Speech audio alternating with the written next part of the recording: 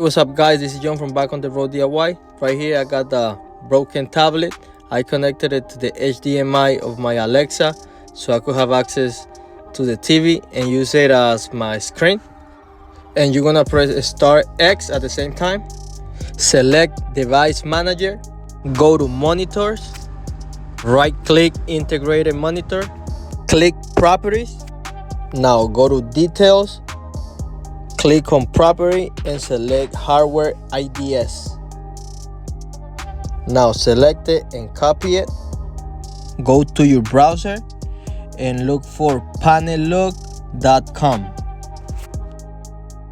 You're gonna go in the search products and paste it and remove monitor and the slash. Click and you'll get all your screen information. Now go online and look for the right part for your computer, for your laptop. I went to Amazon. In this case you could go eBay or whatever you like. The replacement screen comes with some pliers and the necessary tools to replace your screen. Here I'm just gonna go around the screen looking for a little spot to put the pliers so I could take this cover off because it's popped in place. So that's what I'm doing right now. Now after I removed it, I'm gonna turn it around and I'm gonna show you that this screen is held by double-sided tape. The way I know is because here at the corners, as you guys see here, that's the end of the double-sided tape. If you don't have that, then your screen is gonna be held by 4 screws at the corner of the screen. Now I'm gonna use the heat gun just to throw a little bit of heat around the screen, just to make it easier to remove that double-sided tape.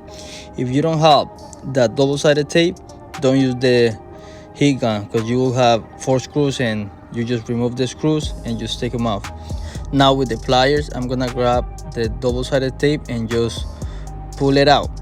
You're gonna see that it's gonna be easier, and if you find it that it's a little bit too hard, just use the heat gun again so it makes it easier to remove. Now take the screen out and we're gonna disconnect this connector that's here in the corner. And first you gotta remove, there's like a little sticker, like some tape that just keeps the connection safe, and just remove it. And then with the help of the pliers, hold it down and pull on the screen so you could disconnect the screen like that. Now let's just make sure that the 2 screens are identical so we have no problems, and they are, as you guys see here. Before we put the screen, remember we have to put double-sided tape.